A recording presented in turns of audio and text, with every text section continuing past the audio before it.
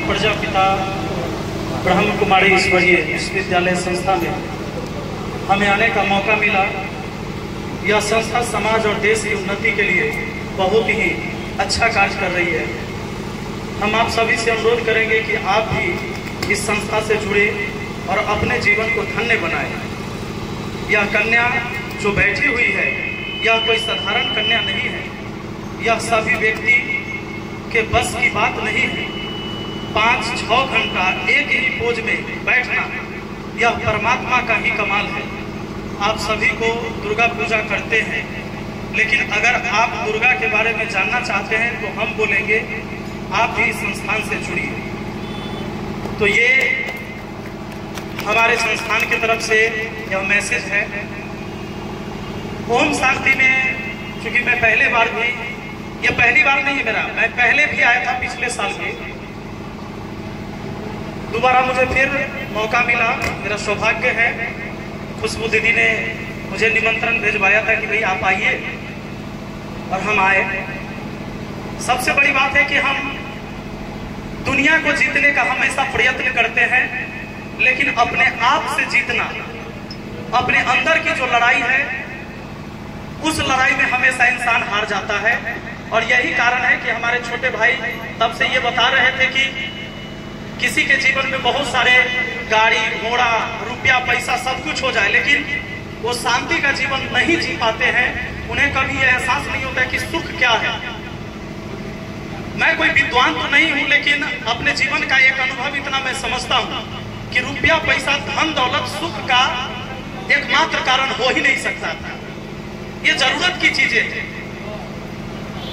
पर जो सुख की जो चीजें हैं वो मन की लालसा, ये आप जितना ज्यादा अधिक बढ़ा देंगे, जिस योग्य आप नहीं है वो भी आपको चाहिए, यानी मन में ऐसी लालच आ जाए, ऐसा लोभ आ जाए, तो इन लोभ के वजह से हम कभी भी अपने जीवन में सुखी नहीं हो सकते हैं। मुझे लगता है कि बाहरी लड़ाई लड़ने से पहले हमें अंदर की लड़ाई लड़नी बहुत जरूरी है। हमें समझना होगा कि अगर हम इस सृष्टि में आए हैं, हमारा जन्म हुआ है, अगर इस देश में हम जन्म लिए, हम एक नागरिक भी हैं, तो इस देश के प्रति हमारा उत्तरदायित्व क्या बनता है और इस देश से मुझे क्या चाहिए, ये भी जिम्मेदारी मुझे पता होना चाहिए।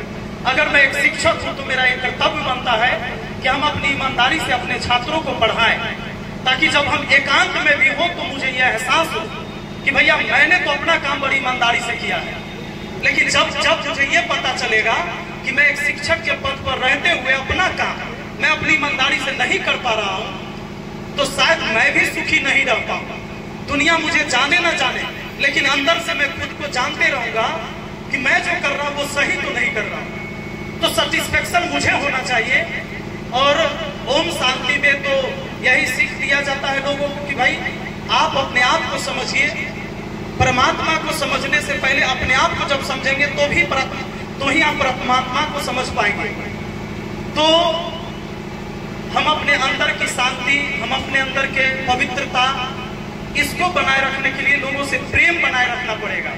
अगर हम लोगों से जलन रखेंगे, द्वेष रखेंगे, ईर्ष्या रखेंगे, तो शायद वो प्रेम न हमारे अंदर पनपेगा और न कभी हम अंदर से पवित्र हो पाएंगे। तो हमारा प्रयास होना चाहिए कि हम जहां कहीं भी रहें, हम ऐसा स्वच्छ वातावरण बनाएं कि हमसे किसी को परेशानी न हो, बेवजह के किसी को हम तकलीफ न पहुंचाए, किसी को चोट न पहुंचाए, किसी का हम कुछ बिगाड़ न दें। अगर हम भला नहीं कर सकते तो बुरा करने का अपने तरफ से कोई हमारी नियत नहीं होनी चाहिए। मुझे लगता है अगर इतना हर व्यक्ति ध्यान करे तो हम एक बेहतर इंसान बनने के मार्ग पर चल सकेंगे। बाकी जब कभी हमें मौका मिला है, हम दीदी से जुड़े रहे हैं और पिछले साल भी आए थे, इस बार भी बुलाया गया, आगे भी आते रहेंगे। और आप तमाम साथियों को फिर से यहाँ पर आने के लिए एक बार बहुत बहुत धन्यवाद। Thank you.